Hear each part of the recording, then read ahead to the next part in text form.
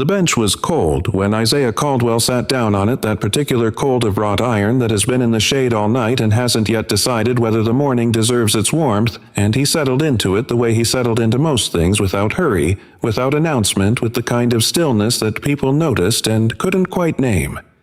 He had a paper cup of black coffee, no lid, steam rising in a slow curl against the September air. No phone in his hand, no earbuds in his ears. Just the coffee and the morning and the park and the particular luxury of having absolutely nowhere to be for 15 minutes. Liberty Park sat at the center of Oak Haven, Virginia, the kind of town that took its lawns seriously. Every edge trimmed, every hedge shaped, every driveway pressure washed on a schedule that most people outside of Oak Haven would find excessive, and most people inside it considered basic maintenance. The streets were quiet in the way that only certain zip codes are quiet, a quiet purchased at a specific price point maintained by the collective agreement of people who moved here because they wanted exactly this. The American flag on the porch. The neighbor who waves the park in the center of town where the morning feels safe and ordered and yours. Isaiah was dressed for invisibility. A charcoal hoodie, dark joggers, running shoes that had put in real miles and looked like it. He was 34 years old, and he had the kind of face that didn't give much away, not closed, not hostile, just still the way certain people are still, who have learned that stillness is not emptiness but a form of attention, a way of being present in a space without announcing yourself to every corner of it. His feet were planted flat on the ground in front of him. His head moved on a slow, unconscious axis. Left, center, right, center. A woman walked a small terrier along the path to his left, the dog straining at its leash toward a squirrel that had no intention of being caught. Two older men sat at a stone chess table 20 yards away, the pieces moving in the leisurely way of men who were not playing to win so much as playing to have somewhere to be. A teenager on a bicycle wove between the paths with the loose confidence of someone who had grown up in this park and knew every turn of it by feel. None of them looked at Isaiah. He was part of the morning. He was simply there. He took a sip of his coffee and let it sit on his tongue for a moment before he swallowed the good bitterness of black coffee. No sugar. The taste of a man who had been awake in enough pre-dawn darkness that he'd stopped needing coffee to wake up and started drinking it simply because he liked it, because it was warm, because it was his. Admiral Raymond Foster lived 4 blocks east in a white colonial with black shutters and a garden that Foster's late wife had planted and that Foster maintained with the same methodical attention he had once applied to naval operations. Every plant in its designated place, every row straight, the whole thing deeply, quietly cared for. They were scheduled to meet at 10 o'clock. It was 9:47. Isaiah had arrived early the way he always arrived, not anxiously, not compulsively, but because arriving early was a discipline, and discipline was something he had stopped distinguishing from preference a long time ago. The two had become the same thing. He had been on mandatory leave for 12 days. The mission that preceded it had lasted 19 days and taken place in the Horn of Africa and had gone sideways in the 3rd week in a way that nobody was going to discuss in a park in Virginia, and then it had gone right, and then it was over and the Navy had told him to go rest, to go be a person for a while, to go do whatever it was that people did when they weren't doing what he did. He was doing this, sitting on a bench with a cup of coffee, watching a terrier fail to catch a squirrel, listening to the morning. For the first time in 11 months, nobody was shooting at him and nobody needed him to make a decision that would determine whether people he cared about came home, and the absence of that weight was not relief exactly, it was something stranger than relief. Something he hadn't found a word for yet, but it felt a little like this morning, like the cold iron bench slowly deciding to accept the sun. He didn't check his phone. He didn't need to. He just sat. And across the street at the intersection of Elm and Liberty, a patrol cruiser rolled to a stop at the red light and stayed there a second longer than the traffic required. Dale Pruitt had been driving this route for 11 years. He knew the streets of Oak Haven the way a man knows a house he built himself, not just the layout, but the personality of it, the specific creak of certain floorboards, the window that sticks in humidity, the corner where the gutters collect leaves, no matter how many times you clear them, He sat behind the wheel of his patrol cruiser with the particular ease of a man who has been comfortable in a specific kind of authority for so long that comfort and authority have become the same sensation in his body, indistinguishable from each other, neither one requiring conscious effort anymore. He was 48 years old. Thick neck buzz cut that had been retreating from the front of his skull for 3 years and would not be reversing course any time soon. The kind of broad-shouldered build that had probably been impressive at 22 and had since become something else, something more institutional. The physical shape of a man who spent most of his life in a car or behind a desk and still thought of himself as the kind of man who could handle anything. His utility belt sat around his waist with the comfort of long habit.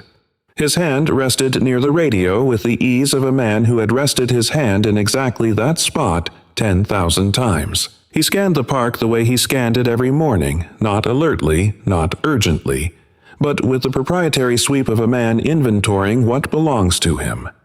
The young mothers with their strollers on the east path belonged. The old men at the chess table belonged. The terrier and the woman who owned it and the squirrel that was making a fool of them both, they all belonged. His eyes moved and categorized and moved on, and then they stopped.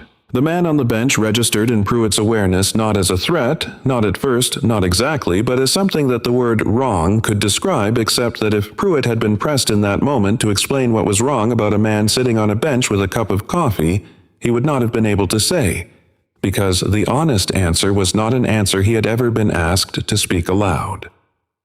What Pruitt felt was something closer to this: the man was too still. The stillness read in Pruitt's experience, and Pruitt had 22 years of experience, 12 commendation plaques on the wall of his office, a photo with the mayor from 2019, and the quiet professional certainty of a man who had never once in 2 decades had his judgment meaningfully questioned. The stillness read as defiance. Not the defiance of someone doing something wrong. The defiance of someone who was not afraid. That was the thing. A man sitting in this park in this neighborhood, dressed the way this man was dressed and not afraid. Not checking over his shoulder. Not watching the cruiser the way people watched cruisers. Just sitting there, drinking his coffee. Like he belonged.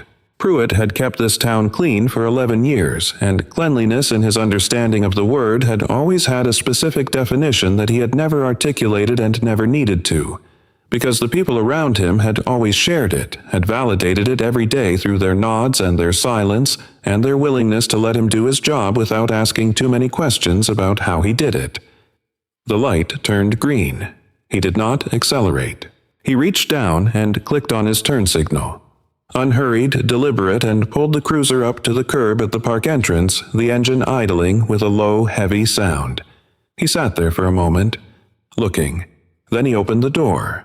The creak of the hinges, the thunk of it swinging wide, the sound of his utility belt settling as he stood, the familiar adjustment of his grip, the click of his aviators going on, despite the oak canopy above him that made the park almost entirely shaded. At this hour, he put them on anyway because the glasses were not about sun, they were about something else entirely. The specific advantage of being looked at by someone who cannot see your eyes looking back. He started walking, unhurried, the way a man walks towards something he owns. Isaiah saw the cruiser pull to the curb. The shift in his internal register was not dramatic, no surge of adrenaline, no visible response. Just the quiet reclassification of the morning from green to yellow that his nervous system had been trained to perform the way other people breathe automatically without decision. He did not flinch. He did not reach for his phone. He did not make himself smaller in his seat, or pull the hood of his sweatshirt back, or arrange his posture into something more obviously legible as harmless because he understood. Had understood from the moment the cruiser slowed at the light, from the extra second it sat there, that none of those adjustments would matter, that the decision about what kind of morning this was going to be had already been made by the man behind the wheel, and no amount of visible harmlessness on Isaiah's part was going to unmake it. He set his coffee cup down on the bench beside him, slowly, deliberately, both hands visible as he did it, Then he raised his head and watched Officer Pruitt cross the grass toward him, with the patience of a man who has been in rooms and environments and situations where patience was not a virtue, but a survival skill. And this morning in Liberty Park was by any reasonable measure not even close to the most difficult room he had ever been in. Pruitt stopped 5 feet from the bench. He stood with his feet wide thumbs hooked near his belt buckle close enough to the grip of his holstered weapon that the proximity was deliberate, not quite a threat, not quite a promise, but the physical language of a man who wanted you to know the option existed. Isaiah offered a polite nod. Nothing more. "Morning, officer," he said. His voice was a baritone, deep and even, the kind of voice that had learned to stay level in conditions that made leveling difficult. Pruitt did not return the greeting. He chewed a piece of gum with his mouth slightly open, looking down through his aviators in the specific way that men look down at things they have already decided about. "You live around here?" Pruitt asked. It was not a question the way questions are questions. It was an accusation in a question's clothes, wearing the grammar of curiosity while carrying the weight of something else entirely. "I'm visiting," Isaiah said simply. "Visiting who?" "A friend." Pruitt made a short, sharp sound, not quite a laugh, the sound of a man who has heard an answer he considers inadequate. "A friend," he said. "Right. Does this friend have a name, an address?" Isaiah looked at the officer directly, not aggressively, not submissively. The way a person looks at another person when they want to be understood clearly. "He does," Isaiah said, "but I'm not sure why that's relevant. I'm sitting in a public park. I'm drinking my coffee." Pruitt took 1 step closer. Not a large step, a deliberate one. The invasion of personal space as tactic, something Pruitt had done hundreds of times, the careful step that shrank the other person's world down to the radius of discomfort that reminded them who had the badge and who didn't. "It's relevant," Pruitt said, "because I know everyone in this town and I don't know you. We've had a lot of break-ins lately, shady characters hanging around parks casing houses." "I'm not casing houses," Isaiah said. His voice was still level, still even. The needle on whatever internal instrument measured his composure had not moved. "I'm waiting for a meeting, in a public park, which I have every right to be in." "In a hoodie," Pruitt said. The word landed with a specific kind of weight, and both men understood exactly what it was carrying. "Middle of a workday. You got a job." Isaiah looked at him for a moment, and there was something in that look that Pruitt would not identify until much later, when he had a great deal of time to sit with his own thoughts. Something that was not anger and not contempt, but was perhaps the specific expression of a man who has been a version of this conversation's setting before and who knows already how the story ends. Isaiah almost smiled. Not quite. "I have a job," he said. "I'm on leave. Let me see some ID." Pruitt said, extending his hand flat palm, up the gesture of a man who has extended that hand 1,000 times and has always received what he asked for. Isaiah paused. He knew the law. He knew it the way he knew the dimensions of every weapon he had ever carried, the way he knew the angles and the exits of every room he had ever entered in a professional capacity. Not as abstract information, but as operational knowledge, knowledge you could use. Oak Haven was in Virginia, and Virginia was not a stop and identify state. Absent reasonable suspicion of a crime. Actual, articulable, specific, reasonable suspicion. Not, "I don't know him," and not he, has a look about him, and certainly not he was sitting still, and not afraid a civilian was under no legal obligation to produce identification on request. Sitting on a bench and drinking coffee was not a crime. Being unfamiliar to a police officer was not a crime. Being a black man in a hoodie in a suburban park on a Tuesday morning was, despite what certain people's body language suggested, not a crime either. "Officer," Isaiah said, "am I being detained? Have I committed a crime?" Pruitt's jaw tightened. The veins along the side of his thick neck responded to something that was not quite blood pressure, or perhaps exactly was blood pressure rising with the unfamiliar sensation of not receiving immediate, unquestioning compliance. He wasn't used to no. He was used to the other thing, the flinch, the quick hands reaching for the wallet, The voice dropping an octave, the visible calculation of a person weighing how much trouble they wanted to be in, and the absence of all of that, the complete untroubled absence of it, registered in Pruitt's body as something close to an insult. "I asked you for ID," Pruitt said. His voice rose not dramatically, but enough that the woman with the terrier across the path slowed her walk and looked over. "Hand it over, or we're going to have a problem." "I don't have a problem, officer," Isaiah said, and his hands moved slowly, visibly to rest on his knees. "I'm asking for the articulable reason for your stop. If I'm not being detained, I'd like to finish my coffee in peace." Pruitt took his sunglasses off. His eyes were small and sharp, and they had the quality of eyes that were accustomed to being the last eyes in a conversation that anyone looked away from. "You want to play lawyer?" he said. "Okay, we can play. Stand up." "I'm comfortable here." I said, "Stand up." Pruitt's voice was loud enough now that two teenagers on the far side of the park looked over, then at each other, then reached for their phones with the instinct of their generation. Not with drama, but with the quiet automatic reflex of young people who had grown up understanding that the most important thing to do when something like this started was to make sure there was a record of it. Pruitt saw the phones go up, and unlike most officers, unlike every officer whose training had taught him that cameras meant slow down, that cameras meant choose your words carefully, that cameras were the variable that changed the equation. Pruitt felt his certainty harden rather than soften. He wanted the audience. He wanted Oak Haven to see him doing his job. He wanted to be the sheepdog. He wanted to be the one who kept this neighborhood clean and safe and looking the way it was supposed to look, and he had a phone number he could call before lunch that would make sure nothing that happened in the next 10 minutes had any consequences he wasn't comfortable with. He had 22 years. He had the badge. He had the union. He leaned in close enough that Isaiah could smell the stale tobacco and the artificial peppermint of his gum on his breath, and said quietly now, almost pleasantly, "ID, now, or I put you in cuffs for failure to comply and resisting an officer." Isaiah looked at the red dot that Pruitt's taser sight had cast on his chest.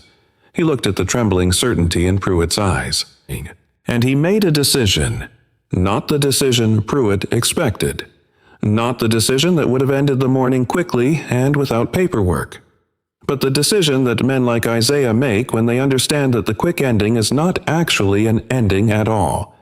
That it just becomes someone else's story about what happened on a Tuesday morning in a park told by the man holding the badge. He chose a different kind of patience. Isaiah stood, slowly. He narrated it as he did it, not to be dramatic, not to be difficult, but because he understood that every movement in the next several minutes was going to be interpreted by someone, and he had decided that if anyone was going to be the author of what this encounter looked like, it was going to be him. "I am standing." He said, his voice calm and clear. "I am placing my coffee cup on the bench. My hands are at my sides." Pruitt made a sound of contempt. "Stop announcing yourself like a, I am cooperating fully." Isaiah continued as if Pruitt hadn't spoken, and the continuity of his voice unbroken, steady carrying across the morning air to where the teenagers' phones were still recording that continuity was itself a message, a document being written in real time. "I want that noted." Pruitt grabbed his wrist and turned him, pulling his arm behind his back with the practiced efficiency of a man who had done this so many times. The motion was automatic, and Isaiah went with the motion, not fighting it, not resisting. Moving with it the way water moves around a stone, offering no friction, offering nothing that could be described in any honest report as resistance. The cuffs went on with 2 clicks. Isaiah looked across the park. 20 yards away, through the late morning light under the oak canopy, he could see the corner of Elm and Liberty. And he filed a detail away in the part of his mind that filed things the model of Pruitt's body camera, which he had identified when Pruitt first approached, was a Axon Body 3 unit. And he had noted this, the way he noted exit positions and sightlines automatically, because he was the kind of man who noticed those things. The Axon Body 3 had a pre-event buffer of 30 seconds and a post-event audio continuation of 120 seconds following manual shutdown. He knew this because Admiral Foster had mentioned it once 6 months ago during a long conversation on Foster's back porch about police oversight and department accountability. A conversation that had started over bourbon and ended over cold coffee, and Foster had said casually, "The way retired flag officers say things that contain more operational significance than they're letting on. The new camera models don't actually stop recording when an officer thinks they do. The microphone stays live for 2 minutes even after a manual shutoff. Some officers don't know that." Isaiah had listened. He had filed it. He was filing it now in the back seat of Pruitt's cruiser, hands behind his back as Pruitt shoved him not with the force of necessity, but with the extra force of a man who wanted to demonstrate something into the plastic seat of the cage and slammed the door behind him. The air conditioning was blasting inside the cruiser, cold and sharp and smelling of fast food, and the specific artificial pine of a deodorizer hung from the rearview mirror. Isaiah leaned his head back against the plastic cage wall, closed his eyes. Pruitt got in the front, adjusted his mirror, and caught the image he had been expecting: a man visibly shaken, visibly diminished the performance of someone who had overplayed their hand and was now calculating the cost. Instead, he saw Isaiah, leaning back, eyes closed, looking of all things like a man taking a nap on a commuter train. "Not so tough now, are you?" Pruitt said. Isaiah opened one eye. "You have the right to remain silent, Sergeant." He said, his voice conversational and even. "Everything you say is being recorded by your dashcam's audio. I suggest you use that right." Something moved across Pruitt's face. Then his hand came forward and hit the small button on the dashboard the camera shutoff pressed and held for 3 seconds, a gesture so practiced it looked like habit rather than decision. "Whoops," Pruitt said. "Technical malfunction." He said it with a small smile. The smile of a man who had just removed the last piece of evidence from an equation he was certain he had already solved. Isaiah's eyes were closed again.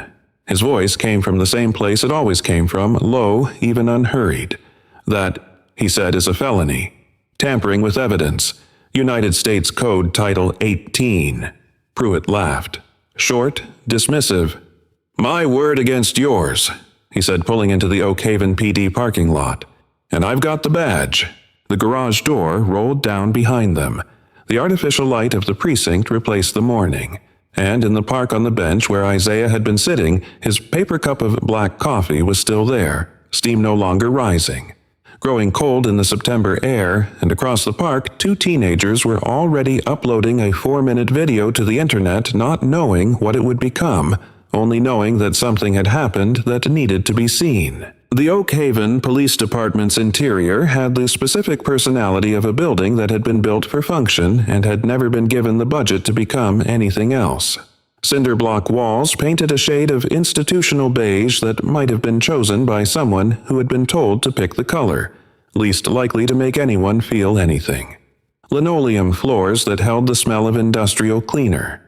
The way certain materials hold smells: permanently fluorescent lights overhead that buzzed at a frequency just below the threshold of conscious irritation, but well within the range of something that would give you a headache if you stayed long enough. Pruitt marched Isaiah through the booking entrance with a forward momentum that was just this side of unnecessary, not dragging him, not violent, but with the extra urgency of a man who wanted to be seen delivering something.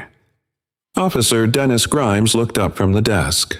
Grimes was 29 years old and had been on the force for 4 years, and had spent most of those 4 years developing a very specific talent for navigating the distance between what he thought and what he said, a talent that had earned him a reputation as easygoing and had cost him, though he did not yet have the language for this, something he would spend the next several years trying to identify.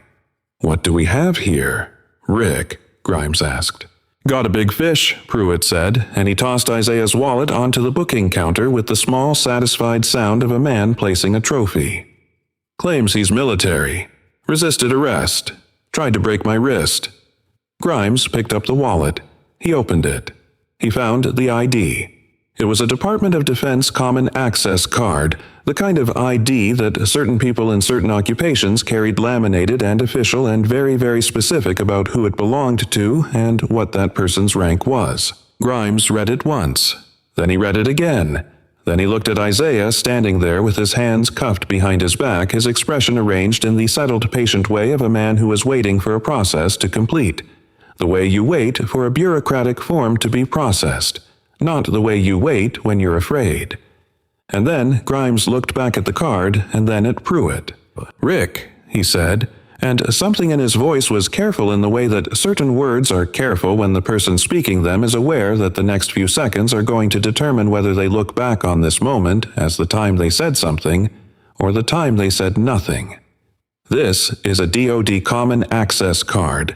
Lieutenant Commander, this is an 05 Rick, he's a commissioned officer, a senior one. He's a suspect," Pruitt said. He didn't miss a beat.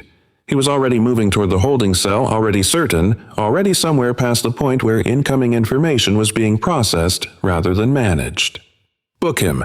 Fingerprints, mugshot, everything. Put him in the system." And here he added the detail that had the quality of a man sticking a knife in specifically because he knew where it would land. It'll ruin his clearance.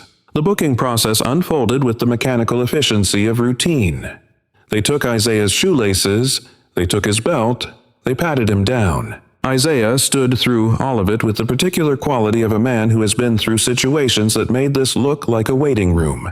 A man who had spent 2 weeks in a SERE training environment, which was the military's way of preparing special operations personnel for the possibility of capture by simulating it in conditions that were deliberately, carefully, precisely terrible, and who had been through actual operational environments where the consequences of losing composure were not administrative but terminal. A brightly lit room in suburban Virginia with a cop who was going to lose everything before the week was out. This was not even in the same universe of difficulty. He stood for the mugshot. He turned left. He turned right. He allowed himself to be walked to the holding cell and placed in the metal chair inside it, still handcuffed, still unhurried, still carrying himself with the specific quality that had been infuriating Pruitt from the first moment on the bench, the quality of a man who had not been diminished.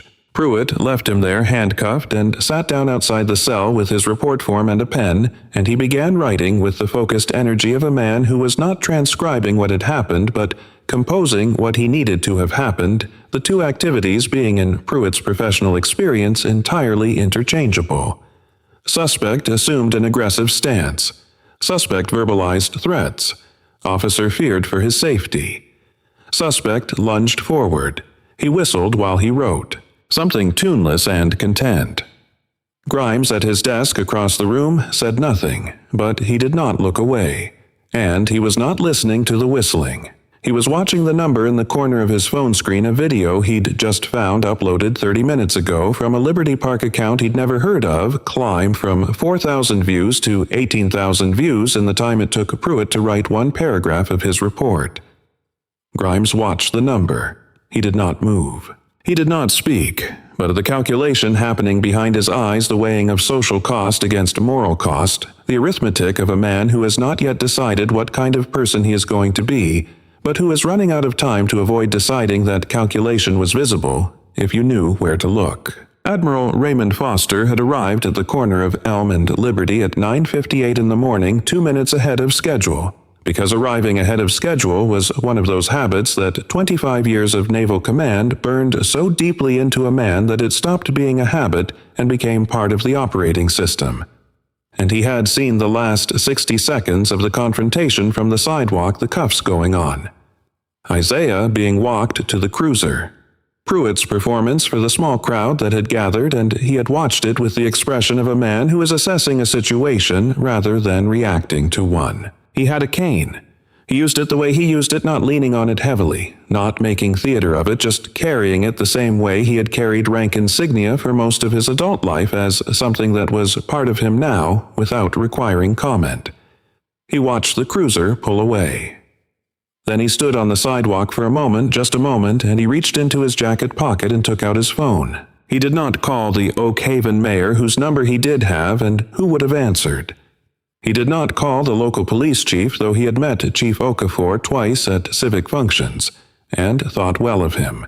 He called a number that was not in any public directory, that had no listing, that rang in a building in the Pentagon that had no name on the door, and that was answered on the second ring by a person who said nothing when they picked up except a single flat, waiting syllable. Foster spoke for 90 seconds. The person on the other end of the call spoke for perhaps 20. The words, "Yes, sir," were used twice. The words, "Understood, sir," were used once. And then Foster ended the call and put the phone back in his pocket and walked toward the Oak Haven Police Department at a pace that his cane and his 71 years made deliberately unhurried, but that covered ground with the efficiency of a man who had a direction and intended to reach it. Back in the holding cell, Isaiah had been sitting for 8 minutes when he asked Officer Grimes, who was walking past on his way to the coffee machine, not looking at him, not quite, if he could have a pen and a piece of paper. Grimes stopped. He turned around. He looked at Isaiah through the bars of the holding cell with the expression of a man standing at a fork in a road he had not known he was walking toward until he was already there. Isaiah held his gaze. Not asking again. Not needing to. Just waiting with the patience that was at this point less a choice than a practice. The patience of a man who had learned that the most powerful thing you could do in a confined space was refuse to be diminished by it. Grimes went to his desk. He came back with a yellow legal pad and a ballpoint pen, and he slid them under the cell door without a word, and he stood there for a moment after, and then he said quietly, almost to himself, "I'll be right over here." Isaiah said, "Thank you." He began to write. He wrote for 12 minutes without stopping, the time of initial approach 9:47, as indicated by the park's clock tower.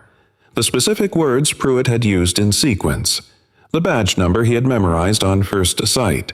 The moment the cuffs were applied, the exact phrasing of the camera shut-off remark, the time of arrival at the precinct, the booking officer's name and approximate age, the charges stated, or rather the charges notably not stated. He dated it. He timed it. He signed it. Then he looked up at Grimes through the bars. "Will you witness this?" he said. The silence that followed was not long, maybe 4 seconds, but it was the kind of silence that has a texture to it, the texture of a decision being made. And when Grimes came to the cell door and reached his hand through and signed his name at the bottom of the document, he did it with the steady hand of a man who had just decided once and for all which side of a line he was going to stand on. He did not tell Pruitt. He slid the document back under the door and walked to his desk and sat down and stared at his monitor, and the view count on the park video, he had not closed the tab now, read 44,000 and was still climbing. Pruitt finished his report at 11:15. He printed it. He read it back to himself once the way you read back something you have written and are satisfied with not checking it for accuracy but confirming its internal consistency. Making sure the story holds together. Making sure the version of events he had constructed at his keyboard bore sufficient resemblance to the version he would need to present with a straight face. It did. He had done this before. Not this exact thing. Not a situation quite this significant, but the architecture of the report was familiar. Was a structure he had built many times in many variations, and he had built it well. He called Big Eddie Harmon at 11:23. Eddie Harmon was the union representative for the Oak Haven Police Benevolent Association, a man who had spent 14 years making problems like Pruitt's problems into paperwork, and paperwork into settlements, and settlements into cases closed with no admission of wrongdoing. And he answered the phone the way he answered all calls from officers in situations not with alarm, not with energy, with a flat and professional calm that said, "I've handled this kind of thing before, and the price is what it is. So tell me what we're working with." "Had a situation this morning," Pruitt said. "Need you on standby. Nothing you haven't handled before." Harmon asked 2 questions. Pruitt answered them.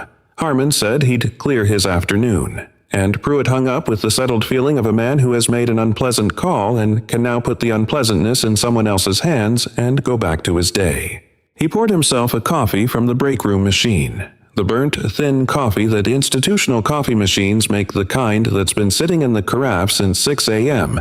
and has developed the specific bitterness of something that has been heated too long and given up on itself. And he stood in the break room doorway and looked out at the booking floor and saw briefly the back of Grimes at his desk and thought nothing in particular about it. He did not look at his phone. He did not check social media. It didn't occur to him to. The commendation plaques on his office wall would still be there when this was over. The photo with the mayor. The union rep's card above his monitor. the small, reliable architecture of an institutional life that had supported him for 22 years without ever once asking him to examine the foundations. It would still be there. It was always there.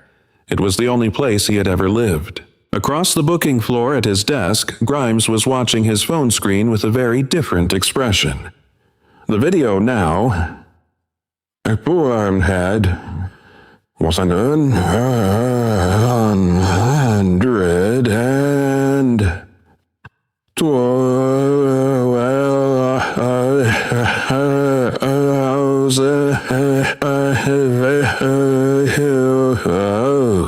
There were comments, not the kinds of comments you scroll past, but the kind that accumulate the way pressure accumulates slow, and then suddenly enormous, the kind that come from veterans who recognize a posture from parents who recognize a pattern from people who have been sitting on benches just like that one, and understand in their bodies what the coffee cup on the bench meant, and what the hand on the belt meant, and what the word defiance means when it is used to describe a man who simply was not afraid. Grimes watched the number climb. He thought about the document under Isaiah's cell door with his name on the bottom of it. He thought about Pruitt whistling. He closed his eyes for a moment. When he opened them, the number read 147,000. Chief Leonard Okafor arrived at the Oak Haven PD at 12:41 in the afternoon, and the way he moved when he came through the front door was the way that men move when they have received information that has reconfigured the morning into something they do not yet fully understand, but intend to address completely. He was 55 years old, black with the careful deliberateness of a man who had spent 28 years in law enforcement and had survived long enough in the profession to understand that survival in his particular position required two things in equal measure: integrity and patience, and that the test of both was not the easy days, but the days like this one. He had built his reputation on a single conviction that accountability was not the enemy of good police work. It was the condition that made good police work possible, and he said this at every roll call to every officer, not as a slogan, but as a standard. The standard against which all of them, including himself, would eventually be measured. Today was that measurement. He went directly to the holding cell. Isaiah stood when Okafor came to the door not because he was required to, but because it was the gesture of a man who respected the rank even in circumstances that had given him every reason not to respect the institution. They looked at each other. Two men across a cell door, both of them understanding the situation precisely, neither of them requiring explanation. "Commander Washington," Okafor said, and his voice had the careful weighted quality of a man choosing each word with the awareness that what he said in this moment would be repeated in a courtroom. "I am going to personally remove those handcuffs, and I am going to tell you I did not know this was happening. I do now." Isaiah extended his wrists. Okafor took the key from his belt. The lock released with a sound like a small final thing, a click that was also a turning point, the hinge of the morning folding back on itself. Isaiah rubbed his wrists. He reached into his pocket and took out the folded yellow legal pad sheets, 12 minutes of precise dated witness documentation, and placed them on the edge of the cell door ledge without being asked. Okafor looked at them. Then he called his department's technical officer to the booking room. The technical officer, a young woman named Carter who had the focused, methodical energy of someone who genuinely liked computers, the way some people genuinely like carpentry for the craft of it, pulled up the body cam logs on the precinct terminal, and what she found in those logs was what she had half expected to find from the moment the chief had called her, which was not nothing. The Axon body, 3's pre-event buffer, had captured 30 seconds of footage preceding Pruitt's camera activation footage that began in the patrol car before Pruitt had even crossed the street, footage that contained the specific quality of a man who has already decided what he is going to do before he has done it. The body language of certainty rather than investigation, and the post-event audio, the microphone that stayed live for 120 seconds after a manual shutdown, the fail-safe that existed specifically because the people who designed these cameras understood that the moment of shutoff was often the most important moment. The post-event audio had captured everything. Carter pressed play. The speakers in the booking room produced in the flat documentary clarity of a microphone that does not editorialize the voice of Dale Pruitt saying, "Not so tough, now are you?" The military might let you get away with murder overseas, but here in Oak Haven, I am the general. And then, in the same voice with the same casual, small smile quality that Pruitt had deployed in the cruiser when he thought the record was gone, whoops. Technical malfunction. The room was silent in the way that rooms are silent when everyone present understands that what they have just heard changes the shape of what comes next. Pruitt stood near the wall. He did not collapse. He did not speak. He went very still.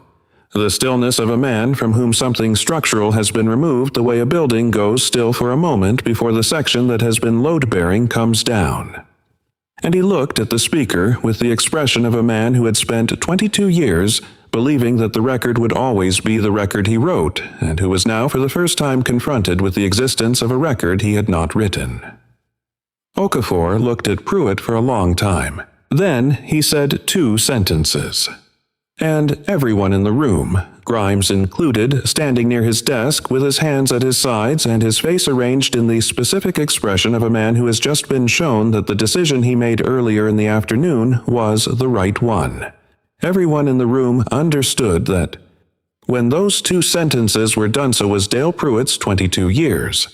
Isaiah watched it all. He said nothing. He simply reached over and picked up the legal pad from the cell door ledge, his 12 minutes of documentation, Grimes' signature at the bottom, and placed it carefully on Okafor's desk. The teenager who uploaded the video was 16 years old and his name was Jordan, and he had not done it because he understood the full weight of what he was releasing into the world. He had done it because he had filmed something that felt wrong in a way he could not ignore. And his entire generation's answer to that feeling was to make it visible, to turn the private into the public the way a previous generation might have called a newspaper. He titled it simply, "Oak Haven Cop Harasses Man on Bench." Watch the whole thing. He uploaded it at 10:14 in the morning, 17 minutes after Pruitt's cruiser had left the park. By 11 o'clock, it had 4,000 views. By noon, it had the specific velocity that certain videos achieve when they are shared not by algorithms, but by people, by a retired veteran in Phoenix who recognized in the way Isaiah's body maintained itself throughout the encounter, the posture of someone who had been trained not to react under provocation, and who wrote in his share of the video, "I spent 20 years in uniform. I know that walk. That man is military. Watch how he never flinches." By a school teacher in Cincinnati who had been watching a lot of videos like this one and who sent it to her daughter and her daughter's friends because she believed that the country her students were inheriting deserved better than this. And she was going to do her part, however small, to make that visible. By a woman in Baltimore who watched it 7 times. Not because she enjoyed it, because she was looking at it the way you look at something that has hurt you before, trying to understand it, trying to find the piece of it that explains why it keeps happening and what you are supposed to do with that understanding once you have it. The video showed everything with the unflinching, uneditorializing clarity of a phone camera in the hands of a 16-year-old who had simply held it still and let the morning record itself. Isaiah's hands visible at every moment, his posture unthreatening and still his voice reaching the phone's microphone as a low, even register that contrasted with Pruitt's escalating volume in a way that required no commentary, no graphics, no narration. The contrast was the story. The video reached a national network's assignment desk at 11:15. By 1 o'clock, a producer had called the Oak Haven City Hall. By 2 o'clock, there were 3 news vans parked on the street outside Liberty Park, their satellite uplinks already establishing their reporters standing in front of the bench with the paper coffee cup still on it. No one had thought to move it, and in its small, cold, abandoned way, it had become the image that the networks used. The image that anchored the story, a cup of coffee sitting on a bench in a quiet park in suburban Virginia, still there, going cold. Dale Pruitt came home at 4:30 in the afternoon, having been placed on administrative leave pending review by Chief Okafor before he had even finished his shift, and he came in through the garage and closed the door behind him and sat in the kitchen for a while before opening his laptop, and when he opened it and went looking for himself, which he did with the self-destructive compulsion of a man who knows what he is going to find and cannot stop himself from finding it, he found it. He sat very still for a long time. He looked at the view count. He closed the laptop. He sat in the silence of his kitchen with the particular quality of silence that falls when the thing you have spent 22 years believing about yourself has been publicly contradicted, and the silence has no good sound to make about that. The press conference took place at 2 o'clock in the afternoon on the steps of Oak Haven City Hall, and Isaiah Caldwell stood at the podium in a gray button-down shirt and dark trousers.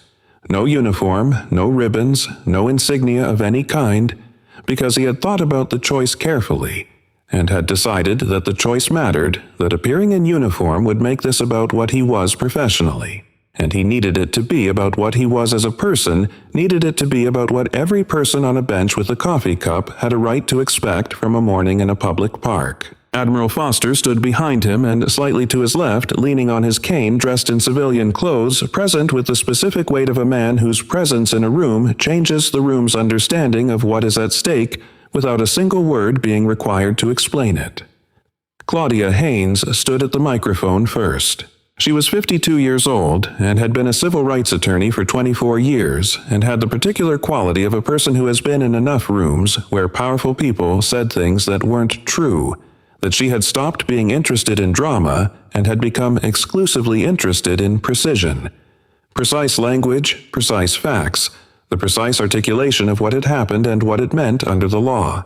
She spoke for 6 minutes. She did not ask anyone to be outraged. She asked them to look at the facts, the timeline, the legal standards for a lawful stop and identify request, the body cam manipulation that constituted evidence tampering under federal statute, the civil rights implications of a detention conducted without probable cause and without charge. And she laid these facts out with the methodical clarity of someone building a structure that she intended to be standing long after the news cycle had moved on. Then Isaiah stepped to the microphone. He stood there for a moment without speaking, not dramatically, not performing anything. Just standing in the September afternoon with the gathered press corps and the Oak Haven residents who had come out of curiosity and were staying because something about the morning had made them feel that staying was the right thing to do. He spoke for 4 minutes. The journalists stopped typing. Not all of them. The ones with deadlines kept going, but several of them stopped, and in stopping changed the quality of the silence in the press conference crowd in a way that was noticeable. He described the morning factually without dramatics, and what made the description powerful was not the events themselves, but the frame he put around them at the end. Not a frame of anger, not a frame of grievance, but something more direct and more unsettling than either the frame of a man who understands exactly what happened and exactly why it matters. "I am going to say this carefully," he said, "because I want it to be heard correctly. I am not standing here because I am a Navy SEAL. I am not standing here because I have a rank or record or a relationship with an admiral who was 4 blocks away when this happened. I am standing here because all of those things are irrelevant to the only question that actually matters, which is whether a man, any person sitting in a public park on a Tuesday morning with a cup of coffee doing nothing, harming no one, has the right to be left in peace." He paused. That right does not depend on rank. It does not depend on credentials. It does not depend on who you can call. I was fortunate this morning that I had someone to call. Most people do not. And the people who do not have someone to call, they are the reason this story matters, not me. Them. The press conference ended. Haynes fielded questions with the efficiency of a person who had answered these questions before and would answer them again and was not interested in being hurried or derailed by either. Isaiah stepped back and stood beside Foster. Foster said something quiet, leaning on his cane, and Isaiah nodded once. The September light was warm. Somewhere across the park through the trees, the bench was still there. Eddie Harmon called at 8:14 the following morning. Pruitt answered on the first ring, sitting at his kitchen table in the same clothes he had been wearing the day before, because he had not slept in the way that sleep requires a form of release that he had not been able to achieve, and the bourbon he had found in the back of the cabinet had helped with the hours, but not with the release. "Mike," he said, his voice with the rough, reaching quality of a man grabbing at something solid. "Thank God. Listen, I need you to—" "Rick," Harmon's voice was the voice of a man who had decided something before he picked up the phone. Not cold, not cruel, just the practiced flatness of a professional who has drawn a circle and is letting the person on the other end know without unnecessary drama that they are outside it. "Stop," Harmon said. Pruitt stopped. "I'm calling to inform you," Harmon said, and the formality of inform you was itself a message, a signal that the call had a specific legal character that Pruitt should pay attention to that the Union Board voted last night. "We are withdrawing your legal counsel representation effective immediately."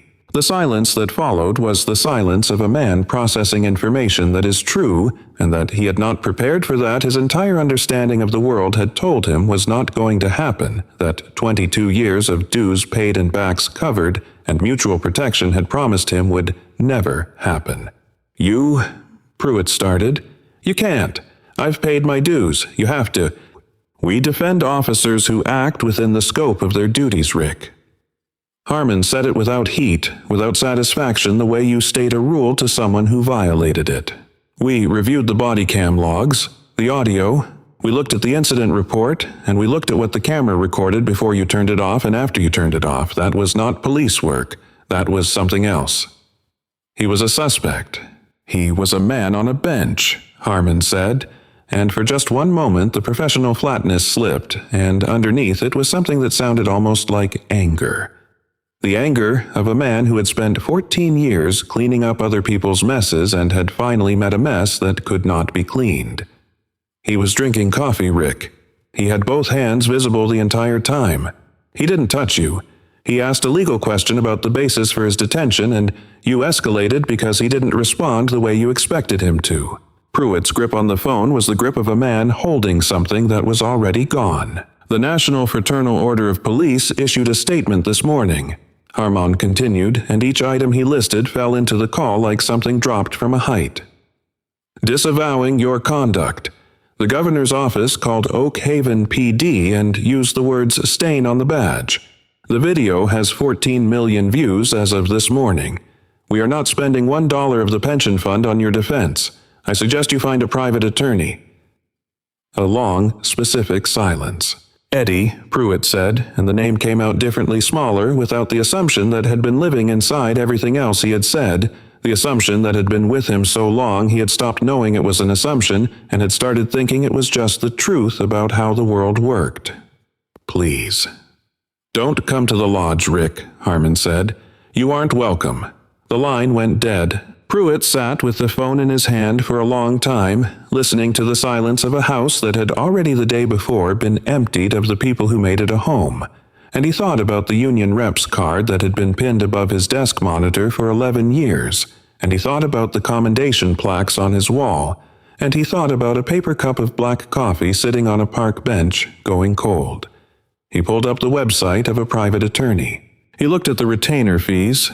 He looked at them for a long time. The house was quiet when Pruitt had come home the previous afternoon, and not the quiet of a house where people have stepped out, not the quiet of 2 o'clock on a Tuesday when the school run is still hours away, but the deep, specific quiet of a house that has been intentionally vacated. A quiet that you know the moment you step through the door, that has its own weight and texture, that is made of the absence of all the sounds you did not know you were relying on until they are not there. The refrigerator door was bare. There had been drawings on it, crayon drawings from his daughters, the layered accumulation of years of them. New ones going up as old ones faded. The kind of domestic archive that parents collect without deciding to, that becomes the wallpaper of a family's daily life, and they were gone, taken down, and the magnets that had held them were gone too, and the refrigerator door was smooth and white and empty in a way that made the kitchen feel like a room in a different house. The counter was clear. The mail pile that had lived on the corner of the island for years, the catalogs, the utility bills, the school newsletters, the accumulated paperweight of a family moving through its days was gone. On the island in the center, a single sheet of paper, and beside it a ring. His wedding ring, which Sheila had apparently taken off his finger while he slept, or perhaps he had taken it off, he could not remember. The previous day had a dreamlike quality. Now the edges soft and placed there with the specific deliberateness of something that was meant to be found and understood. He read the letter standing up. He did not sit down to read it because he thought he would be finished quickly, and he was wrong about that. Sheila's handwriting was familiar in the way that is almost unbearable. The particular slant of her capital letters, the way she dotted her I's slightly to the right, and she had written it without cruelty, which was somehow worse than cruelty would have been because cruelty would have given him something to push against. And what she had written gave him nothing to push against because everything in it was true. Jenny had come home from school the previous afternoon because children at school had shown her the video on their phones and she had come home crying and Sheila had held her, and not been able to say the thing that mothers are supposed to be able to say in those moments, not been able to say that's not what happened. That's not what your father is like because the video was right there and it was what happened and it was what her father was like, and Jenny had asked 12 years old crying at the kitchen table, "Is that Dad? Is that what he does?" And Sheila had not answered. She wrote, "I have been explaining you to people for 22 years. I explained you to my mother and to my sister and to the neighbors after the Dawson situation in 2018, and to myself every night for most of the last decade. I am out of explanations, Dale. I have run out of the thing that explanations are made of." She wrote, "Jenny is 12. She is 12 years old, and she is ashamed of her last name. I took the girls to my mother's in Ohio. Do not come, do not call." And at the very end, the line that was not an accusation, but was something harder than an accusation, something final. Something written by a woman who had been composing it in her head for longer than either of them would be comfortable admitting. "You love that badge more than you ever loved us. Now you can have it." Pruitt held the letter for a long time. He did not cry. His body had not yet found its way to that was still somewhere upstream of it in the territory of shock, where the full weight of what has happened has not yet transferred itself from the understanding to the body. He folded the letter carefully, which was strange, and put it in his pocket, which was stranger. And then he walked to the kitchen floor and sat down with his back against the dishwasher, the cold metal against his spine, and through the kitchen window he could see the backyard, and in the backyard the swing set he had built for his daughter 6 years ago, the wooden posts set in concrete, the chains still moving very slightly in the September afternoon, as if someone had just gotten off them and walked away. He sat there until the light changed. No one came. By the fourth day, Dale Pruitt had not left the house. The curtains in the front room were drawn, not because he had made a decision to draw them, but because he had not made a decision to open them. And the default state of the room had become darkness. A darkness that suited the particular quality of the days he had been living, days that had the texture of something happening to him rather than something he was living. The kitchen smelled of takeout containers that had not been thrown away, and the specific sharpness of a bottle of bourbon that was 3/4 empty and that he had not been drinking with any pleasure but with the methodical mechanical intent of a man using a substance for a purpose rather than enjoying it. He had been watching the news, not because it made him feel better, it did not make him feel better, but with the masochistic compulsion of a man who cannot stop pressing on a bruise who needs to see again and again the shape of the thing that has happened to him. As if repetition might eventually produce understanding, might eventually reveal the angle from which it all looks different. It did not look different. There was a press conference from the previous day that they kept replaying Isaiah at the podium. Gray shirt, no uniform. His voice carrying across the city hall, steps with the even, unhurried cadence of a man saying true things carefully. And every time they cut to it, Pruitt felt something that was not quite hatred, and not quite envy, and was perhaps the compound emotion of a man watching the person he had tried to diminish demonstrate repeatedly, publicly, definitively, that they had not been diminished. The doorbell rang at 10:37 in the morning. Pruitt looked through the peephole. 2 men stood on his porch in dark suits. They had the specific economy of movement that distinguished federal agents from local officers, not larger, not louder, but more contained, the bodily grammar of people for whom professionalism was not an affect but a complete way of occupying space. And they wore earpieces, and they held credentials that were already visible, already open, because they understood that the moment of showing identification was also the moment of determining whether the person on the other side of the door understood clearly what was happening. Pruitt opened the door. He was wearing sweatpants and a t-shirt that had a stain on the left shoulder from 2 nights ago that he had not addressed. He had not shaved in 4 days. He smelled, he was aware of bourbon and the particular staleness of a man who had not been outside in 72 hours. "Richard Miller Pruitt," the lead agent said. "Yes." "Special Agent Frank Doyle, FBI." He held up his credentials. "My colleague, Agent Torres.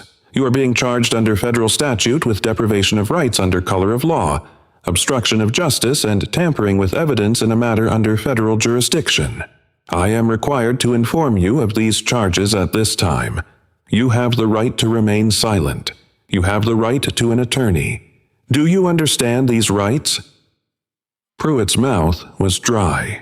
He had a lawyer, the private attorney named Sauer, who handled DUIs and property disputes, and who had been available because Pruitt was paying him $340 an hour, and had so far accomplished primarily the act of explaining to Pruitt in careful even tones how serious the situation was. Information that Pruitt had not needed at the fee rate he was paying for it. Sauer was not present. Pruitt had been told to call him if this happened. He was being told at this moment by both the linguistic content and the spatial reality of 2 FBI agents on his porch that this was happening. The handcuffs, when they went on, made the same sound they always made. Pruitt had heard that sound thousands of times from the other side. This was the first time he had heard it from this side, and the sound was identical in every physical respect. The same click, the same ratchet, the same weight of the metal around the wrists, and yet the sound was completely, irrecoverably different, the way the same word means an entirely different thing, depending on whether you are saying it or having it said to you. His neighbor across the street, a man named Phil, who had waved to Pruitt every morning for 11 years, who had watched Pruitt shovel his walk in snowstorms and wash his truck on Saturday afternoons, and generally had Pruitt believed a fundamental respect for him as a man and as an officer, was standing on his porch. Phil did not wave. He watched, and then he went back inside. The federal courthouse in Richmond was a building that took its own weight seriously. Marble floors, high ceilings. The specific gravity of a space designed to communicate that what happened inside it mattered, and was recorded, and would persist. And the gallery on the day the civil trial opened was full of people who had driven distances to be there, people for whom the trial was not an abstract exercise in institutional accountability, but a specific, personal, lived thing. There were veterans in the gallery. There were older black professionals, men and women in their 50s and 60s, dressed carefully the way you dress when you want to be taken seriously in a room that might not take you seriously, who had arrived early and taken seats near the front because they intended to see this clearly and entirely. There were parents with grown children. There were teachers who had taken personal days. There were people who had watched the video and had come because they needed to see in person whether the thing they had watched on their phones had consequences in the actual physical world, whether the marble floor and the high ceiling and the weight of the room would produce something real. Claudia Haynes walked to the front of the room with the specific quality of a person who is exactly where they intended to be, doing exactly what they trained for, carrying no anxiety about the room, because they have been in enough rooms like this one to understand that what matters in them is not presence, but preparation. And her preparation was thorough in the way that structures built to last are thorough. She did not ask the jury to be outraged. She did not use the word racism, though the facts she was about to lay out described its operation with clinical precision. She placed a single photograph on the projector screen. The freeze frame from Jordan's video, the moment of Isaiah sitting on the bench, coffee cup in hand, both hands fully visible, posture open and still, and entirely documentably unthreatening. And she let the room look at it for a moment before she said, "I'd like you to look at this photograph and tell me not aloud, just to yourself, what you see." She let the silence sit. "What do you see?" she said, "is a man, sitting down holding a cup of coffee, both hands visible, no sudden movements, no raised voice, no threatening posture of any kind. And I am going to show you through the evidence in this case that within 3 minutes of this photograph being taken, this man was in handcuffs." She said it the way you state a fact about weather, not dramatizing it, not needing to. Isaiah testified for 45 minutes. He sat in the witness stand with the same quality of physical stillness that he had brought to the bench in Liberty Park, and he answered every question in the same measured, even register. Not performing composure, not working to maintain it, but genuinely constitutively composed in the way of a person who has made peace with what happened to them and is now focused exclusively on the accuracy of the record. He described the encounter from beginning to end. He cited the specific legal standard for stop and identify under Virginia Code, and explained without condescension why the stop did not meet that standard. He described the dashcam shutdown and his response to it.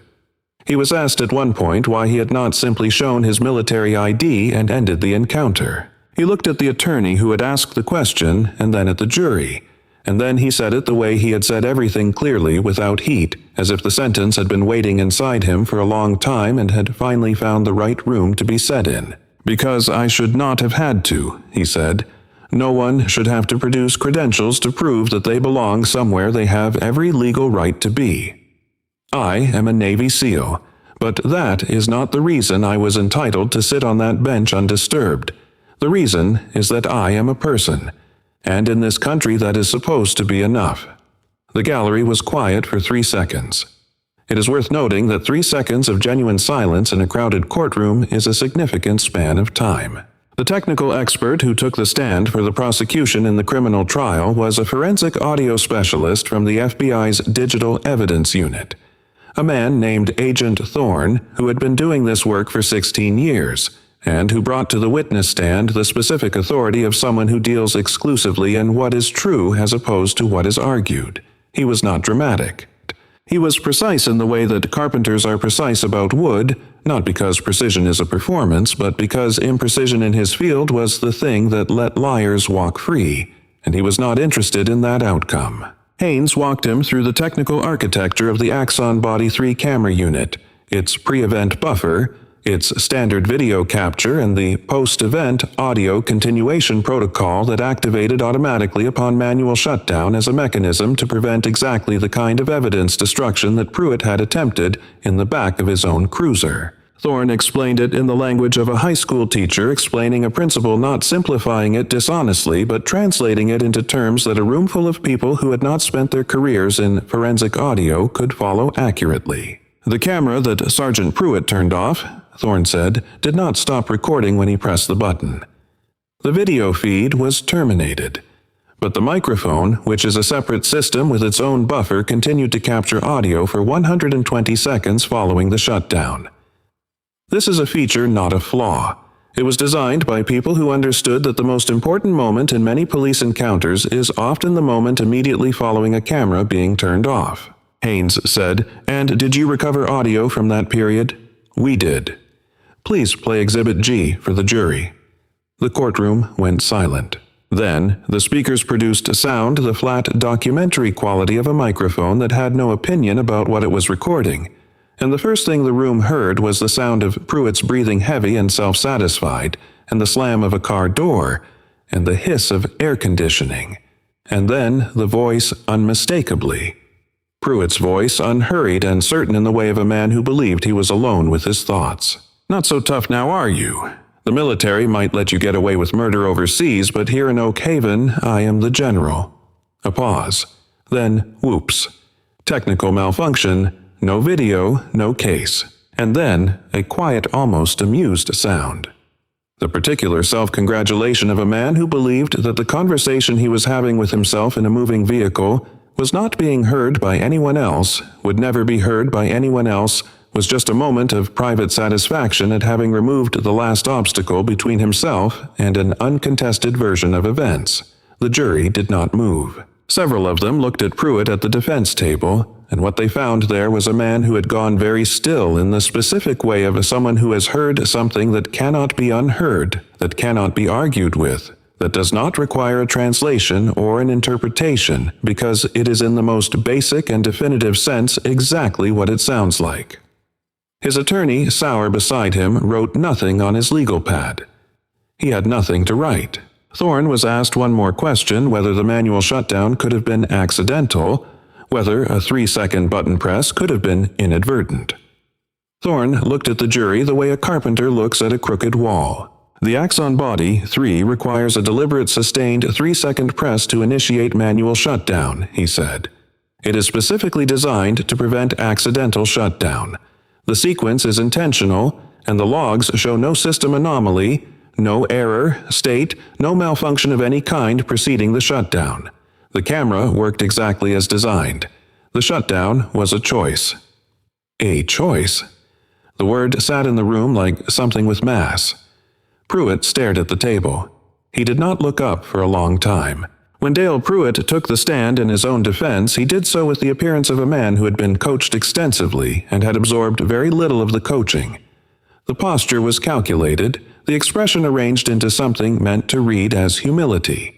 But underneath the arrangement, visible to everyone in the room who had been paying attention for more than 5 minutes, was the residue of the man who had stood in Liberty Park with his thumbs near his belt and his aviators on, and his absolute certainty that the universe was organized around his authority. His attorney, Sauer, walked him through the testimony carefully, the stress of the job, the split-second decisions, the genuine fear, the genuine belief that something was wrong that morning in the park, the long career of service, the family, the community commitment, all the materials from which the architecture of a sympathetic defendant is built. It might have worked. Might have.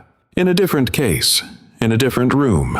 Without the photograph on the screen and the audio from the dead camera and the document signed by Officer Dennis Grimes and 12 minutes of Isaiah's precise stated witnessed handwriting. Claudia Haynes waited. She let Sauer finish. She stood and walked to the witness stand and rested her hand on the railing, and she looked at Pruitt for a moment the way a person looks at something they are about to take apart carefully. Not because they enjoy taking things apart, but because the thing needs to be taken apart, and they are the person to do it. She began with the photograph. The same photograph she had used in her opening statement, Isaiah on the bench. Both hands visible. Coffee cup posture unthreatening in every documentable respect. "Mr. Pruitt," she said, "you testified that Commander Caldwell appeared threatening. You described him in your initial incident report as agitated and adopting an aggressive posture. Is that your testimony?" "Yes," Pruitt said. "And yet..." She gestured to the photograph on the screen, and she did not point dramatically. She simply indicated it the way you indicate something that is already self-evidently there. In this photograph, Commander Caldwell is sitting down. His legs are not crossed in any defensive way. His hands are both visible and still. He is holding a paper cup. Could you tell the jury precisely what element of this image you found threatening? Pruitt looked at the photograph for a moment. There was a defiance about him, Pruitt said. The word settled into the room. Haynes did not pounce on it immediately. She let it sit. She let the jury hear it and turn it over in their minds before she came back to it. "Defiance," she repeated in the flat, precise register of a lawyer putting a word on the record. "You found him defiant. Can you tell me, is defiance a crime under Virginia law, Mr. Pruitt?"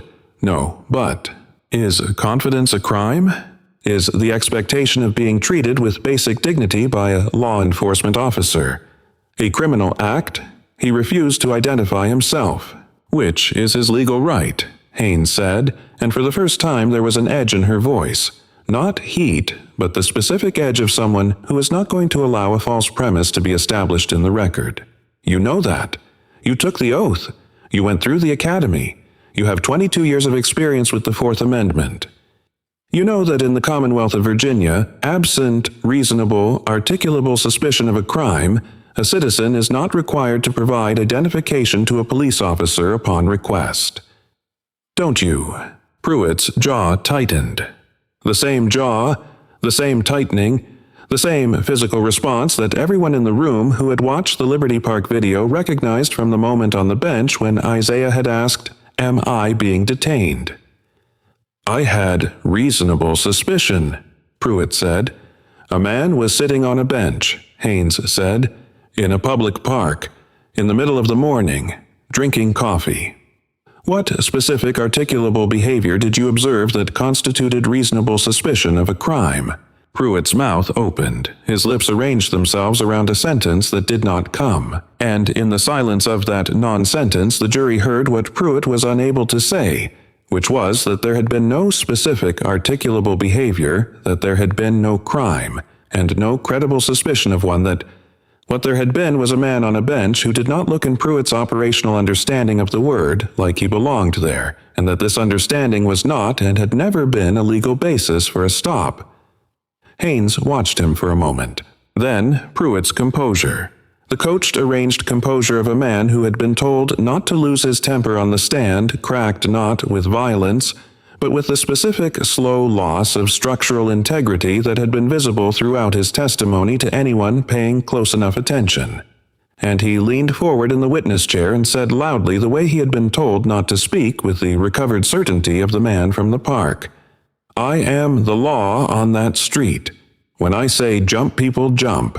I don't care if he's a SEAL or the Pope or the President of the United States." The courtroom was absolutely quiet. Haynes looked at the jury for exactly 2 seconds. Then she looked at Pruitt. "No further questions, Your Honor," she said.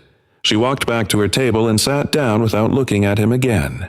Pruitt sat in the witness chair in the silence of a room full of people who were no longer looking at him in the fluorescent light of a federal courthouse in the long unbuffered aftermath of having said the true thing about himself in a room where the true thing about him was precisely what everyone needed to hear. The jury deliberated for 1 hour and 51 minutes. During that time, Isaiah and Admiral Foster sat in a corridor on the second floor of the Richmond Federal Courthouse on a wooden bench against the wall, with the particular quality of 2 people who have been in waiting situations before, and understand that waiting is not the same as helplessness, that you can wait without diminishing that the time passes whether you fill it with anxiety or with the quiet practice of being present. Foster's cane tapped the marble floor at intervals. Not nervously, rhythmically, the way certain people need a small physical anchor in a space with too much silence. Claudia Haynes sat at the other end of the bench with a legal pad reviewing notes with the focused calm of a person who has done this enough times to know that certainty and outcome are not identical, that the strongest case can still produce the wrong result, and that the correct response to that knowledge is not anxiety but preparation. And she had prepared everything that could be prepared, and now the work was finished, and what remained was the result. The clerk came to this corridor at 12:17. They filed back into the courtroom. The gallery, which had been waiting in the hallway during deliberations, refilled with the specific, careful urgency of people who have driven distances to be here and do not want to miss the moment they came for. The jury, 4-person, stood. He was a man in his late 50s, broad-shouldered, with the look of someone who had spent most of his life doing physical work and who had brought to the deliberation room the same practical, no-nonsense quality he brought to everything. And he looked at the judge, not at the defense table when he spoke, because what he was about to say was addressed to the court, to the record, to the institution that was supposed to make these findings, and had in this case arrived at the correct one. We, the jury, find the defendant Richard Miller Pruitt guilty on all counts. 3 counts: deprivation of civil rights under color of law, obstruction of justice, tampering with evidence. The sentence was delivered the following week. Prison time, a term that would be described in the days following as significant and appropriate by people who understood the law, and as insufficiently harsh by others and as devastatingly unfair by no one in the end except Dale Pruitt. The pension was gone. The badge was gone. The civil judgment in Isaiah's case amounted to a number that the court determined was commensurate with what had been taken, not just the morning in the park, not just the hours in the holding cell, but the principle. The sustained, deliberate, documented violation of a person's right to exist in a public space without being treated as a suspect for existing there. Pruitt sat at the defense table after the verdict was read. He did not collapse. He did not speak. He sat down slowly, the way structures settle when the load-bearing element is removed, not with noise, not with drama, but with the heavy final quality of something that is not going to be standing up again in the way it was standing before. His attorney Sauer placed a hand briefly on his shoulder, the gesture of a man who has used all the available tools and has arrived professionally and without personal rancor at the end of what he could do. Chief Leonard Okafor sat in the gallery 3 rows back. He was not celebrating. He was watching with the expression of a man who has been in law enforcement long enough to know that justice, when it arrives, is never clean, is never simple, always leaves behind wreckage and questions and the obligation to do better with the years that remain watching and already thinking about Monday morning about what he would say at roll call about the department his officers were going to build in the years ahead that would be different from the department that had produced this morning. Not by mandate alone, but by practice, by daily decision, by the kind of cultural change that doesn't happen because a judge orders it, but because the people in the building decide together that they are going to be better. Isaiah, in his seat, looked at the grain of the wooden table in front of him for a moment. Then he looked up. Then he said very quietly to Haynes beside him, "Thank you." She said, "Thank yourself. You documented it." F.C. Petersburg was a low-security federal correctional institution 45 minutes south of Richmond, and it processed its new arrivals with the mechanical impersonal efficiency of a system that has been processing people for a very long time, and has become through that repetition entirely indifferent to the specifics of who each person was before they arrived. Dale Pruitt was processed like every other new arrival. His clothing was taken. He was issued a beige jumpsuit, he noted, with the detached observation of a man filing information he did not know what to do with, that it was 2 sizes too small, and rubber sandals and a number that would replace his name on every document, every meal, roster, every check-in and check-out and administrative function of the life that was beginning for him here. Inmate 49221-083. He was no longer Sergeant Pruitt. He was no longer a 22-year veteran with a commendation wall and a union rep's card above his monitor and a photograph with the mayor. He was a number on a sheet. Because he was a former law enforcement officer, he was placed in protective custody, a designation that carried its own particular irony, being protected by the same institutional logic that had, in a different form and a different uniform, protected him for 22 years. And his daily existence was organized around a cell the size of a standard parking space, 23 hours of it each day, 1 hour of movement in a controlled outdoor space, no audience, no authority, no one to perform certainty for. The man who had spent more than 2 decades controlling other people's access to space and movement and freedom was now living inside the most complete removal of those things that the civilian justice system could impose. It was not cruel what was happening to him. It was, and this is the word that matters, the word that the story has been building toward since a Tuesday morning in a park, it was appropriate in the precise sense of that word, the sense in which appropriate means that the consequence fits the action, that the shape of the punishment reflects the shape of the wrong. He had spent 22 years deciding who belonged in public spaces, who had the right to sit still without being questioned, who could occupy a bench with a cup of coffee and be left in peace. He spent his first night in his cell writing a letter to the governor requesting a pardon. He used the same hand that had turned off the camera. The letter was drafted carefully in language that had the coached quality of a man who was trying to produce the version of himself that was most likely to receive sympathy. The stress, the long service, the family, and he folded it and addressed it and placed it in the outgoing mail and went back to the cell that was waiting for him with the patience that cells have, the patience of spaces that have no investment in the outcome. The letter was not answered. The federal asset seizure was carried out on a Wednesday morning in October, and Sheila Pruitt, who had not returned to the house on Maplewood Drive, but who had received the notice and had, after a long conversation with her sister about whether she wanted to be there and whether it mattered, decided that she needed to see it close in a way that gave her something to move forward from, stood at the end of the driveway and watched the federal marshals work. She watched them place tags on the furniture in the front rooms. She watched them take the antique firearms collection from the garage. The pieces Dale had spent years accumulating, had spent significant money on, had polished and catalogued and photographed and described to their daughters with the specific pride of a man explaining his own historical significance, and boxed them with the same unhurried efficiency they brought to everything else. Then they came for the truck. The Ford F250, lifted, custom rims, the thin blue line decal on the back window that had been there for 3 years and that Sheila had never commented on because she had learned which things to comment on and which things to let be, and this had been in the second category. The truck was parked in the driveway. In the October morning light, its paint catching the sun, and it was the thing in the yard that looked the most like Dale, the most like the man he had understood himself to be, and when the tow truck backed in and the hook went under the frame, Sheila felt something that was not grief. Exactly, she had done most of that already, but was something more like completion. The specific feeling of a last thing, becoming the last thing.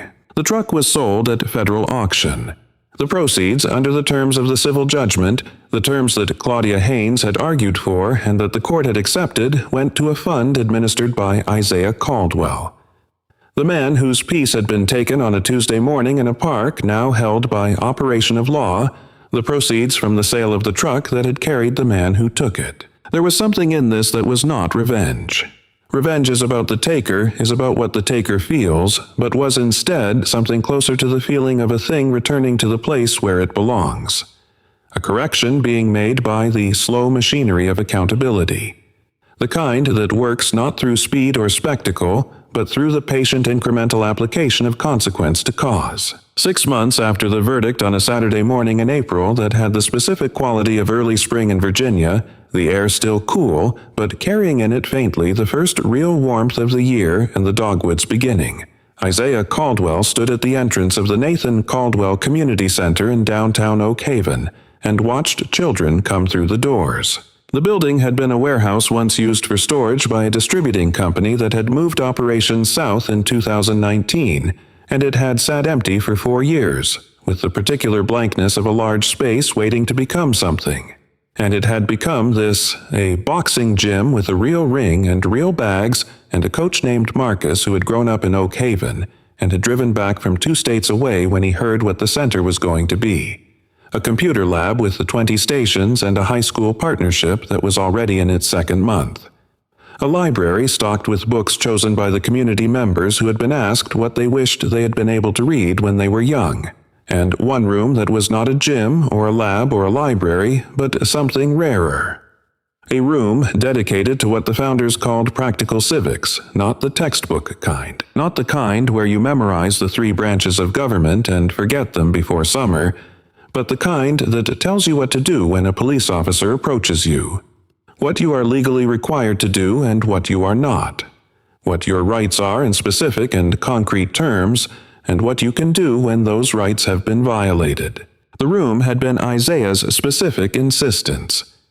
Not because he was angry, because he understood that the most durable thing you can build from a difficult experience is something that protects other people from having it. The $4.5 million civil judgment combined with a city-matching grant that Chief Okafor had personally championed had paid for the building's renovation and its first 3 years of operation. Admiral Raymond Foster was there. He stood near the entrance with his cane watching the doors with the expression of a man who has seen enough of the world to know when something good is happening. Genuinely good, durably good. The kind of good that compounds rather than fades, and who is content in this moment to simply be present in it. The center was named for both of them. Nathan for Foster because the community had wanted to honor the man who had made one phone call on a Tuesday morning and had understood in making it that accountability was not a personal matter but a civic one. Caldwell for Isaiah because his family name was 3 generations old in this part of Virginia and would outlast the trial and the news coverage and the years ahead by a very long way. A girl in a purple backpack arrived at the front door and peered inside at the boxing ring with the serious evaluating expression of someone making a real assessment of a real possibility. 2 boys argued at the computer lab door about which one of them got to use the fastest machine the argument conducted in the cheerful combative register of people who are not actually angry, who are negotiating. Near the back corner of the library, a grandmother sat in an armchair with a laminated card in her lap, reading it carefully. The card that explained the 4th Amendment in plain language, what it meant, what it protected, what you could say and what you could do. Reading it with the focused attention of a woman who intended to know this, who was going to put this knowledge somewhere inside herself and keep it. Isaiah watched all of it from just inside the entrance. He did not give a speech. He did not take a photograph. He stood there and watched the morning fill the building with the particular life of a space that has found its purpose, and he stayed until the last child had come through the door and the rooms were full, and the sound of the gym and the computer lab and the library had merged into the specific layered sound of a place that is being used. Then he turned off the lobby light. Foster walked with him to the parking lot, the cane marking a slow, even rhythm on the asphalt. "You know," Foster said, "you could have kept the money, bought somewhere warm." Isaiah was quiet for a moment. "He wanted to take something from this community," he said. "I wanted to make sure he gave something back instead." Foster looked at him for a moment. The October light, no, the April light, the spring light, the light of a morning that had turned out differently than another morning had turned out sitting on both of them. "Your grandfather would have liked this place," Foster said. "I know," Isaiah said. "That's why it's here." They walked to their cars. Isaiah drove home through Oak Haven, taking the long way without deciding to following the streets he had walked on that Tuesday in September, when the morning had been borrowed and peaceful, and then not. And he came to the corner of Elm and Liberty, and he could see the park through the windshield and the bench. The same wrought iron bench. The morning cold of it, the slow decision of whether to accept the sun, was there. He did not look away from it. He looked at it directly, the way you look at a place that hurt you when you have decided that it is not going to define you, when you have decided to carry it as something that happened, and not as the thing that happened most. He drove past. He went home. There is a version of this story that is about a Navy SEAL and a bad cop. In that version, the moral is simple. The bully chose the wrong target and got what was coming to him, and justice in the end was done, because the man with the credentials and the connections and the admiral's phone number was there to make it happen. That version is satisfying. It has the shape of a satisfying story. The underestimated man, the arrogant antagonist, the reversal, the reckoning. We know how to feel at the end of that story, and the feeling is clean and quick and complete. But there is another version of this story, and it is the one that matters more and stays longer. It is the version where Isaiah Caldwell's most important credential was not the Navy Cross. It was the legal pad. It was the pen that Grimes slid under the cell door.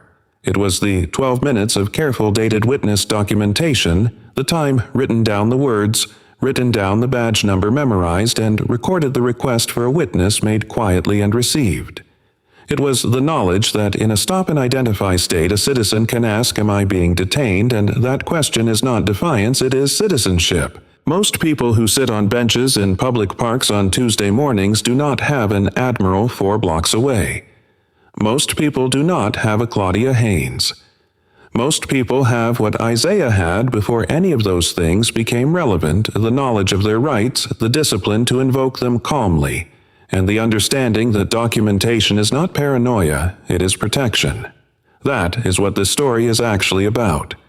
It is about the man on the bench, not the SEAL, not the commander, not the recipient of the Navy Cross, the man. The man who was sitting there in a public space, harming no one, belonging there as completely as anyone else in the park belonged there, and who understood in the way that people who have been in that position before understand, in the way that people who love people who have been in that position understand, in the way that people watching this right now might understand from their own Tuesday morning, their own parking lot, their own moment of a person with authority deciding that their presence required an explanation, that the correct response to that moment is not fear, and not silence, and not the performance of harmlessness, but the calm, clear, documented assertion of the right to be there. There is also the man who is not on the bench. There is Dale Pruitt.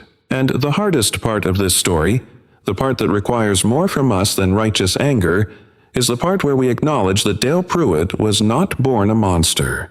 He was made slowly by 22 years of nobody asking the question, by every supervisor who signed the report, by every union rep who made the complaint go away, by every colleague who watched and said nothing, by every structure that prioritized the protection of its own members over the protection of the people it was supposed to serve. The question this story asks is not how do we punish Dale Pruitt. The question is how many smaller moments, smaller certainties, smaller assumptions went unexamined before that Tuesday morning. And who could have asked the question that would have changed it? That question is for all of us, because the person who can ask it might not be a federal judge. It might be the person at the next desk. It might be you, if this story moved you. If you have ever been the person on that bench, or if you have ever been the person in the cruiser who did not stop to ask yourself why you were slowing down, we want to hear from you. Someone called our channel this week to say that a story we told gave them the words to have a conversation with their son that they had been putting off for 3 years. A conversation about what to do and how to stay calm and how to remember the badge number. And that they had waited. They said they had waited too long to have it, and they were grateful that someone finally said it plainly. That is why we are here. If this story meant something to you, please like this video. Share it with someone who needs to hear it, a parent, a young person, someone who has been on that bench. Subscribe to our channel because the next story is already waiting, and it is about people who refuse to be reduced by what was done to them and who built something from it. We will see you there. This story is a fictional dramatization created for entertainment and educational purposes. All characters, names, law enforcement departments, and events depicted in this narrative are entirely fictional and exist solely for the purpose of storytelling. Any resemblance to real persons living or dead, or to actual events, locations, or institutions is purely coincidental and unintentional. The legal procedures, institutional details, and military references depicted are intended to reflect realistic scenarios but should not be taken as legal advice, factual documentation, or an accurate representation of any specific real-world case or organization.